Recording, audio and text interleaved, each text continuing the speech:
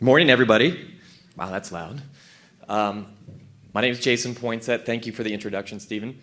I am the CPG lead for food and beverage at Snap, and it's a pleasure to be here with you, Mel. Good morning. Yeah, it's great to be here, too. Hey, guys. Nice to see everybody. Hopefully, it's actually very impressed with the turnout, given what was going on yesterday. Hopefully, the election hangover is not too bad, and everyone's jacked up with coffee, and it's flowing through the veins right now. I don't know what it says about no one in the front rows here. Maybe something about us, but don't be shy. If you can't see back there, come on up. There's plenty of seats. But as I have to, being with Snapchat, I need to take a snap of the entire room. So everyone say, hey, good morning, cheers. Say brand innovators, something fun. All right, nice. All right, had to get that out of the way. Well done, well done. Thank you. All right, so this is probably a very heavy Nestle audience, but for those that don't know you, Mel Cash, can you tell us a little about you and your role and your focus right now? Yeah, I'm happy to do that. So as it says, I think behind me, I'm the Chief Strategy Officer here at Nestle, and I have the pleasure of leading not just long-term strategy, but also what I lovingly talk about as our pipeline innovation group, and then also our marketing function. And so it's about connection across all three of those. You'll hear me talk a lot about the consumer. You know, it's a little bit of like, it's the consumer, damn it, is the answer to a lot of the questions that we get asked, but my office is really in service of thinking about long-term growth and then how we connect the consumer and think about where we're heading towards to make sure we meet them where they are and also where they're going. So just building off that, I mean, the theme for the summit is marketing innovation. So at the highest level, how do you think about innovation and where do you push your teams to start? Yeah, it's funny. We talk a lot about innovation in many areas of what we do, and we often talk about having a mindset of an innovator as we go forward. But if I take a step back and I think about it really simply, there's a quote that's out there, and I warn you guys, I will probably butcher several quotes during this conversation, so bear with me. But there's a quote out there that talks about taking two things that already exist and putting them together differently. And at the end of the day, that can be innovation. And so when we talk to the teams here, we think about it both as the simple, like that, and we also think about it as the complex, as we think about what kind of solutions we can bring through technology and an advancement. But at the end of the day, what I said about the consumer being at the center of that, what we're trying to do is meet a need that exists that isn't fulfilled right now, solve a problem for someone that's out there. And so sometimes for us, it's about asking really simple questions to make sure that we're thinking about what could come next. And like where I started, it could be as simple as saying, two things exist already. How can I take those, put those together, and build something that actually unlocks something better for the consumer at the end of the day? So at the heart of it all is the consumer, which makes complete sense. And Stephen hit on this in terms of like what has changed over the last couple of years. And I want to get this quote right. In an article over a year ago, you said, the pandemic shifted consumer behavior and the idea of home has taken on a new level of importance. Obviously very true. So tell us more about this at-home revolution. Where did Nestle pivot? Are some of those things going to stay? And what's changing now as we start to emerge out of the pandemic? I mean, the reality is the only constant is change. And I think Steve started here when he said, hey, remember 3 years ago when we were here? And we all look back at that time, and what you realize is we're not going back to that. There have been fundamental shifts in the way we handle home, the way we think about home, the way we go to work.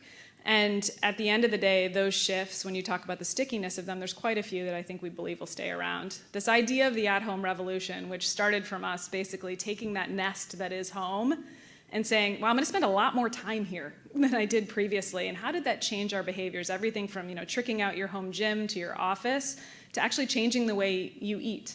We talk a lot about eating occasions throughout the day, and all of a sudden we started talking about things like micro meals or being an at-home barista because I didn't have the opportunity to go out. There were experiences that used to exist outside the home that I brought inside, and then we hung around with those for a little while, and we liked them. And so our job in all of this, again, is meeting the consumer not only where they're at, but where we think they're going.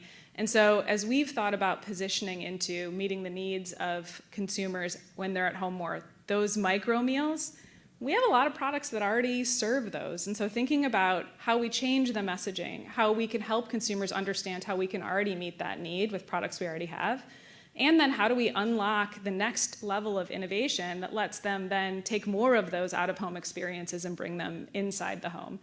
So as far as stickiness, I think what we don't see going away is that new relationship with home. So asking yourself, hey, if I've got something that I want, maybe it's a food, beverage, whatever that is, I may be asking myself, Can I do that here in a way that I didn't previously? Where typically my first move would be to go outside and go get it. Well, all of a sudden, instead of going to a tropical smoothie cafe, I'm saying, hey, if I'm at the store and there's smoothie cubes that exist there, small plug for a product from Nestle, then I can actually bring that in the home and have that same experience here. And we know for a number of reasons that, being able to do those things in a way that allow you to be flexible at home and also maybe even cost effective are going to be around for a little while. So long answer to a short question to say that relationship with home will probably continue to evolve, but I think what's going to stay from a stickiness standpoint is that it's going to be more important and more of a central hub to what you do, especially in the food and beverage space, than it ever has been. I think the other thing that I would say, just from a stickiness standpoint, is related to what Steve said around where consumers shop and how they find information. Unsurprisingly, there's this thing out there called the internet that many of you may be familiar with, but the relationship with that changed obviously dramatically during this time period. The fact that I have my parents now talking to me about how quickly they're going to get their home delivery. These are people that, planned their day around their shopping trip. And so, it's a fundamental change in the way we research what we're going to buy, where we go when we're going to buy it, and our expectations around what comes to us and how fast. And I think that relationship is going to change a lot of the way that we innovate in terms of thinking about last mile delivery, experimentation with how we get products from here to there, what that looks like from a packaging standpoint. And so I think that intersection between the digital world and what can be the physical world has come much, much closer. I'd probably leave it there. I'll just build on that a little bit, just from our point of view, from the tech side of things, the speed of innovation is insane right now. So we're getting a lot of feedback from our marketing partners. They're pushing us like crazy to innovate, to help facilitate these solutions, these at-home needs, and we're moving at the speed of light. So we're trying to keep up with you, and I know you're probably trying to keep up with a lot of us. Yeah, I think that piece, so in terms of what sticks and then what you do about it, the pace of change, we talk a lot about the linear funnel that used to exist that made things very easy for us as marketers. We understood what was top of funnel and bottom of funnel, and how can I build awareness over here, and then I can drive conversion over here. Well, the reality is that funnel looks a lot like a big bowl of spaghetti now. And channels that used to be awareness channels are now buy now channels. And channels that used to be about conversion, I'm driving awareness there. And so it creates, for us, the need to make sure that we're getting messaging out there that we can be nimble with, that we can measure quickly, and that we can optimize. And that's equally true in the innovation space as we think beyond that from a product standpoint. The need to iterate and incubate and be willing to get out fast and then adapt based on what we learn is more true than ever, and we have more opportunity to do that given what's happened in terms of the evolution of how we can get products to people. So kind of building off of that again, but focusing more internally and talking about your team and your organization, you've built this culture of curiosity and specifically empowering your employees to ask the question, what if? So, which I love, and just curious, where did that start? How does the team react to that? And what are some of the outcomes that have, over the last 6, 12, 18 months that have come out of this what if mantra? Yeah, absolutely. I've been in innovation for a long time. And oftentimes, if you've been in innovation for a long time, you've seen a lot of things. And your first answer when somebody gives you an idea is, let me tell you all the reasons that we tried that before and this won't work. And so taking a minute to say, I understand all of that, and sitting back and giving yourself that moment to say, okay, but what if it could? What if I did do something different? What if I was able to break the barrier that was the biggest barrier last time we went after this? And I say that for two reasons. One, because the question is powerful, just to give yourself license and give yourself grace to actually play around in that space. And two, because it actually gives you a minute to pause. And so many times in the world of innovation, we just talked about speed, and there's tremendous benefits to speed.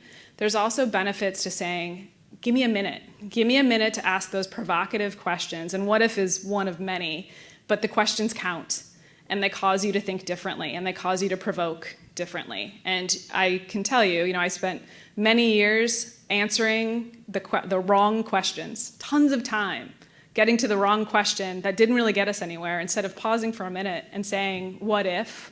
or something else that allows us to maybe get to that one insight or nugget that would unlock a whole new wave of innovation. I think from our perspective, and I can't take credit for the great work just by saying, hey, we're going to ask better questions, but there are definitely some spaces. Our open channel platform is one of those, full crowdsourcing. The real belief that great ideas can come from anywhere, so whether that's within our employee base here or even out into our manufacturing facilities. And so we've had a lot of opportunity to ask them, what if?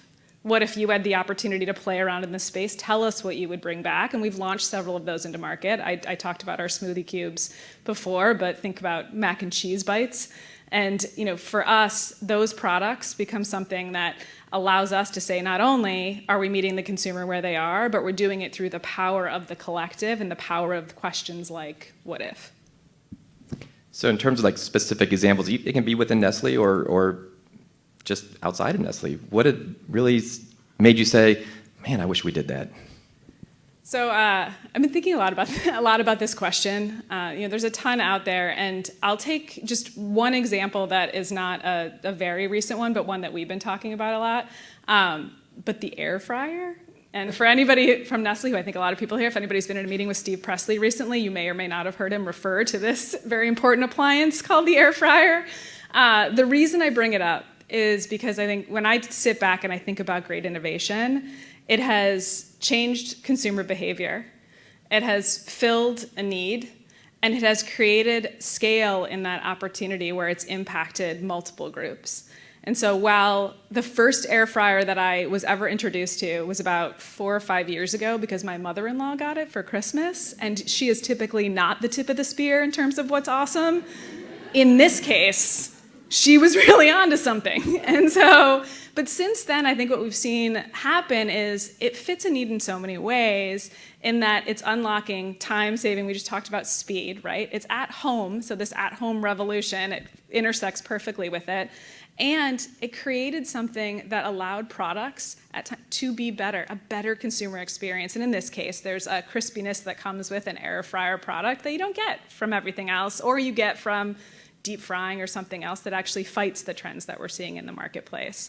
And so while not brand new, I think for me it represents one of those things that shifted behavior in a way that scaled, positive, and fits the needs of the consumer today. I love that, and I didn't know you were going to say air fryer. So +1 to it, and as a parent of teenagers and a 17-year-old who loves to cook, who experimented with making onion rings and almost burning the kitchen down, the air fryer has saved us and a lot safer. So, yes. And he thinks he's a world-class chef now. So as a leader of an innovation organization, I'm sure you get presented with hundreds of opportunities. What's your filter? What's your criteria in how you select something that you're going to move forward with? Yeah, so I'd love to tell you that there's a model that's likely an acronym, and I work through 4 different letters, and it tells me whether or not something's going to be a great idea. And sadly, that's not the case. I mean, the reality is different filters for different needs, for different kinds of innovation. In the last year and a half, we've started talking about our innovation in 3 bigger buckets. And so we talk about renovation, which is an understanding of how our current products on the market are meeting the needs of the consumer and where there's opportunity. Where can we renovate to do better? There's what we call incremental innovation as we start to think about in my past life, we would have called this breakthrough innovation that really allows you not only to bring something new that will propel the brand forward, but also may change the nature of the category and actually expand category penetration. And then we have this middle bucket that's called sustaining innovation, which everybody in this room probably knows about. These are your good old line extension, your seasonal offerings. They are the workhorses of the business, but they play a different role. And so for each of those, as we think about the filter, it might be slightly different. I may be asking myself from a renovation standpoint, does this put me in a position where I'm actually bettering the experience for the consumer? And I'm taking the time to meet them where they're at in a way that's going to delight them even more. And so we spend a lot of time then thinking about critically, are we being as critical as we should be of where our products are at, either versus the competitive set, or even just in terms of the feedback, really listening to the consumer feedback that we're getting, which we all know now, is prevalent around us. So keep your ears open and then really asking ourselves if we're meeting those needs. On the other side, as we think about incremental innovation, I mean, this is the hardest one, as I'm sure many of you know, because we're asking ourselves in many cases to determine whether we're meeting a need the consumer may not know they have yet. Like, you know, if we ask the consumer, hey, do you think you need an air fryer? I mean, nobody's going to tell you yes. Now, if we break that down into what are the challenges of how they currently cook and may or may not burn the house down, then you get to a space where then we have to use far more judgment. There's a ton of testing that can get us there to tell us, are we on the right track? But this is where art meets science. And so as much as, you know, I'd like to say the data guides all of it, it guides enough. And then we really have to rely on our gut and the conversations with the really smart people around us to say, yeah, this is right. And then, you know, at the end of the day, make sure we're talking to consumers enough to give us the confidence that it's time to go. So building on that, and talking specific about Nestle and your organization, enormous portfolio of both legacy and newer brands. So how do you ensure that your brands remain relevant, specific to Gen Z audiences, millennial audiences, audiences that are very fickle, very smart, there's hundreds of brands, more choices than they ever had before. How is this impacting product decisions, marketing decisions, et cetera? Yeah, I think we were talking in the hallway, and my daughter's 15, and so everything you said about opinionated and fickle and too much information, all of these things, like I kid, but I don't. I mean, I think the first part of it is making sure we truly understand the consumer base that we're talking about and finding the right ways to really understand that. You know, back when I started, which I, you know, have been at this long enough that I get to talk about back when I started in a way where things were really different. And, you know, we spent a lot of time in qualitative groups and a little bit of time in ethnographies and actually really talking to people. Well, there's so much more opportunity now to have a two-way conversation, to learn and discuss. It's one of the great unlocks of things like social media that allow us to truly understand that generation better, and they are incredibly willing to share their opinions. And so I think the first part is listen and make sure we really are challenging ourselves to listen without opinion, which, like I said, having a 14-year-old daughter, it's hard for me to listen without an opinion because I'm very right and she's often very wrong. But I think that it starts there. And then us, I think, here at Nestle, as we have listened, the areas that are incredibly true, and I am probably saying a lot of what you guys already know, but incredibly conscious of the environment and sustainability, which for us means how do we make sure we are being as transparent as possible, and we're looking at places where we can build in our own sustainability commitments and what we think is right for the consumer on the front end of innovation. I think making sure that we create the forum for iteration and that two-way dialogue. And so as we think about what we're launching into market, as much as we're listening to what's out there now, are we giving ourselves the opportunity to also listen once we launch and change and create and make sure that we're adapting in the way that we need to? Yeah, I think that's, I mean, those two I would say for us. I mean, I think the last piece for us is probably, and this may seem like a little bit of a sidestep, but is also speed and making sure that as we're thinking about how we get to market, that we're doing it in a way that we are actually capturing the trends and the needs that are out there in a timely manner. Sometimes our innovation process can take, 2 to 3 years. We've significantly reduced that so that we can actually get out there and I think meet the opportunity at the time that it should be met. And I guess the only last thing I would add is, Steve talked about relevancy, and there's a place for us in just making sure that as we talk about marketing and mass and even innovating, we're thinking about the full experience. And we talk a lot about this, and I think we've had the opportunity to play around in these spaces, whether it's Nesquik and what's happening with sneaker culture and being at SneakerCon and really taking the opportunity to link to something that matters to that consumer base.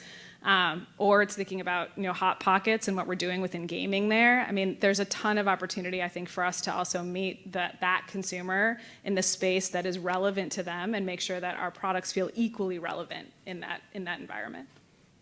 So transitioning to partners and partnerships, because I have to assume to be successful, you lean on an enormous amount of partnerships that bring a lot of value to Nestle. When you look at partners that are geared toward younger audiences, like Snapchat, what are some of the emerging trends that have you and the organization really excited? Obviously, we talk a lot about augmented reality. There's a lot of conversation in the marketplace about the metaverse. Do you believe in these emerging trends, and how do you see it impacting and helping Nestle?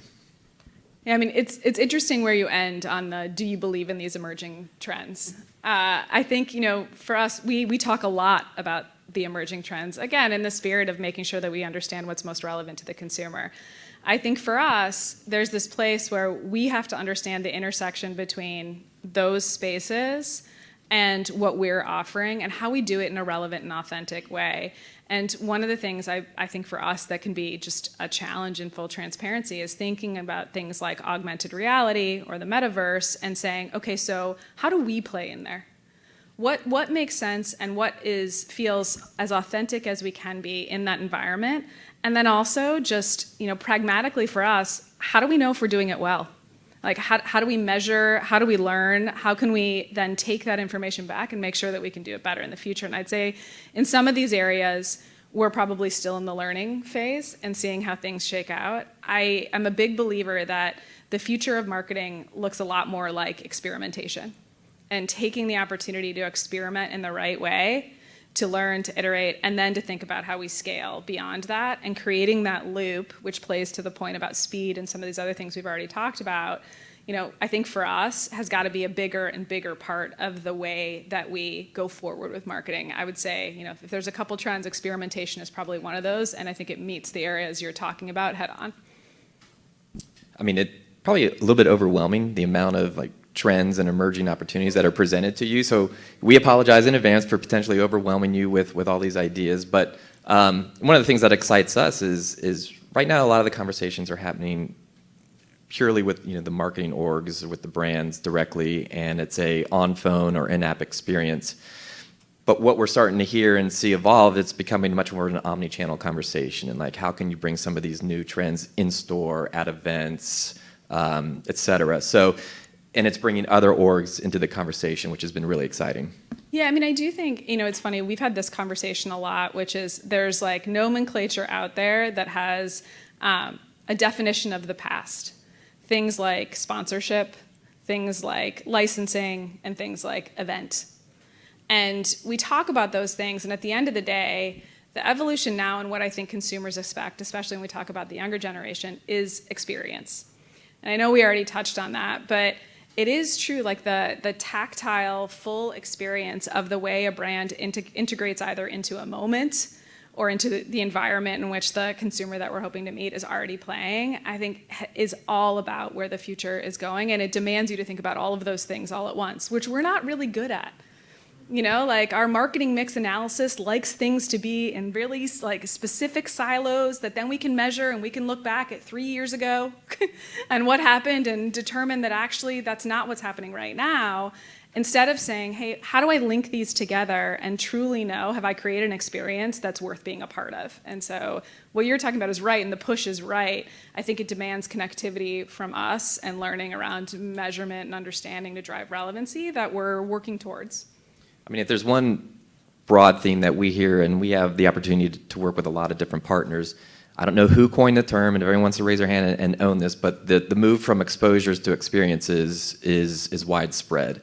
And I think that's, to your point, is, okay, that's great, but how do we keep it all connected? Because it can get very challenging and how fragmented it potentially could be. But that's definitely where it seems the marketplace is moving, and we firmly believe and support that.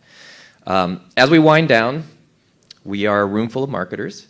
We're talking innovation, but at the same time, have to assume that everybody is just being pushed harder than ever to drive performance. Your budgets are tighter than ever before. The demands on you to push your brands forward and generate proven returns is there. So how do we balance this need for innovation with the demands of having to actually prove performance? Yeah, the old short-term versus long-term question. I'll start by saying these are the most incredible jobs. We were in a conversation the other day, and we were talking about all the things that we ask our marketers to do, and they are more things than ever.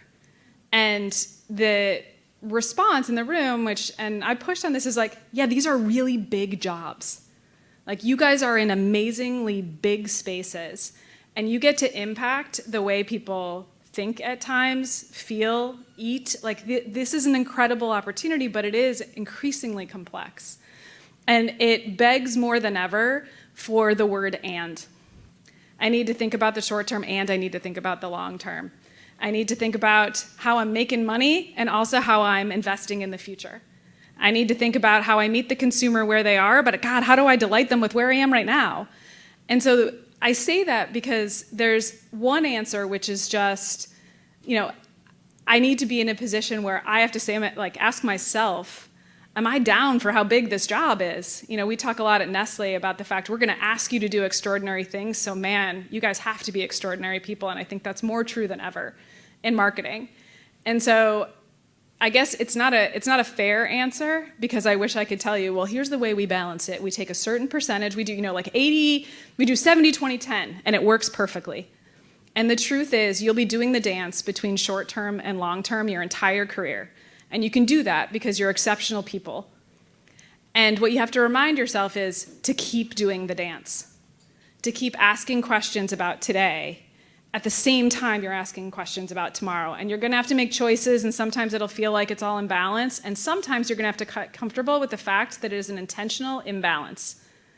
I've got a house burning, so I'm not going to go plant a garden in the backyard. I'm going to deal with that. But at some point, I'm going to want flowers. And so I got to make sure that I don't lose sight of that. And so what I would say to all of you is these jobs are only going to get bigger, and they're only going to get harder. And that "and" is only going to become more important. And so allow yourself the time to step back, to say what if, even in the context of short-term versus long-term, and make sure that when you're asking those questions about what if I did this or what should I do, that you're thinking about it in terms of what do I need to deliver today, but not at the expense of what I need to deliver tomorrow. I love it. Very well said and 100% aligned. And with that, we're done. We're a few minutes short. I don't know if we have time for Q&A. If we do, we'd love to hear some questions from the crowd. I think we do have questions. I can't get this microphone to work right now, but anyway, raise your hand if you have a question. Oh, there we go. All right, good. Get some steps in today.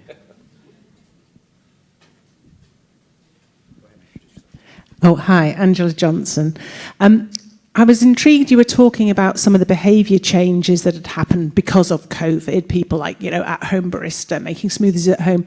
Do you feel also that behaviour now, because of economic pressures, are going to continue and you're going to keep looking at those behaviours as more of a long-term thing? Yes. Yeah, no, the short answer is yes. If we were at a point, I think there was a period of time where it felt like the world opened up a little bit.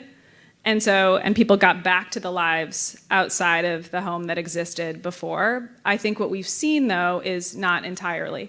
So, in the example looking at work, it's not from all in at home to all out at work. It's hybrid. And I think what we've seen is that hybrid exists across a lot of areas. Now, there are certain places where we talk about what's happening in home that, given the inflationary environment, that I think we may see even more of that retreat back. And the good news is people have built that home environment in a way that it makes that even easier. And so I think for us, what we're being mindful of is it's not so much that it's black and white of in versus out, which is what it felt like in the heart of COVID.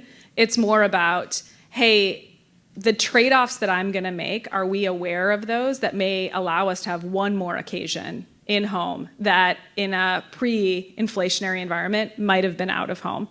And so I'd say there's a precision to how we're thinking about that.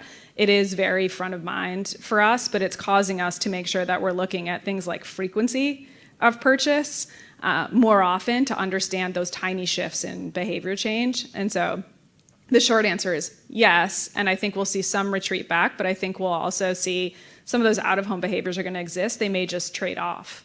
And so they may be less frequent, but still there. And so we have to be mindful of both of those things. I think we have time for one or two more. Additional questions? Oh, here we go. You have to say your name. I'll say it. Andrew. Absolutely. All right. Hi, Mel. Hi, Jason. Thank you, Steve. My name is Justin Chafe. I'm on the Shopper Omni team. I work on the Amazon team, and I have a question about new product development. So you mentioned, innovation, renovation, those kind of internal terms that we use. How do you think about innovation in terms of an e-business model. So the products that we have today, they might not be the best optimized for that particular channel because it's very expensive, right? We all know shipping water is expensive. And do we think about that while we're generating our new innovation plans? Are we thinking e-com first, or are we starting to think e-com first? Yeah, I mean, it's a great question. I mean, everybody loves a good old banded pack, but it doesn't usually deliver in terms of profit in the way we'd like it to. So, I mean, the short answer is yes, more often, but I think we still have a ways to go.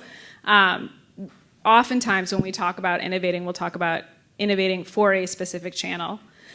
Versus, I think what you're pushing on, which is right, which is saying, hey, if we have an idea or a space that we want to go after, how do we think about it with more of an omni lens to make sure we're thinking about all those channels at the start?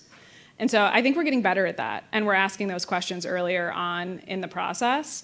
And I think that in the future, it will become the way that we innovate and the way that we go to market. So, I think for now, what I would say is better.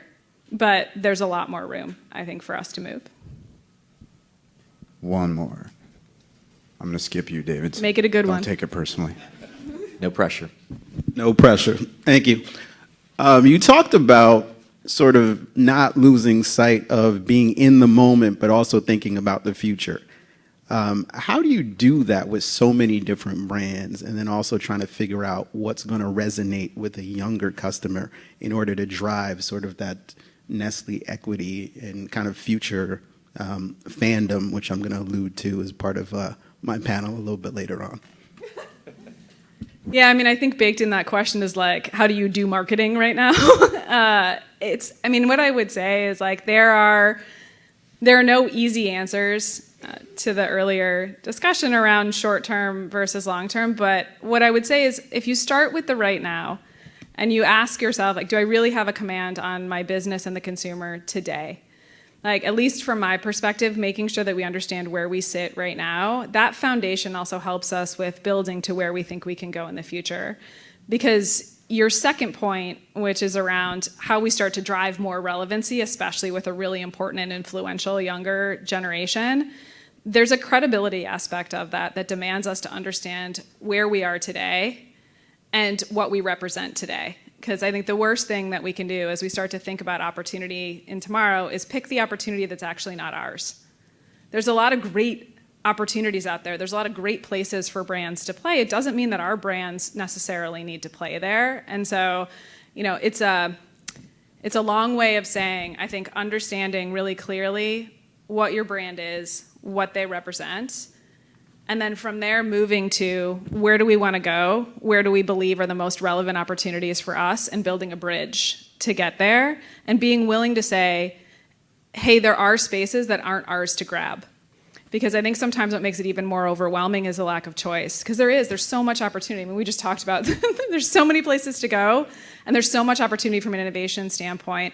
And so I guess, to close out the thought, I would take a step back and say, really, really take the time to understand your brand, your brand's purpose, what you command in the mind of the consumers that matter to you most. And then ask yourself, where is it that I think I could take this brand? Where could I go? And build that bridge to get there, to connect the two. I think that's a perfect way to end. Thank you, Mel, for your inspiration. Thank you, everybody. Enjoy the rest of the day.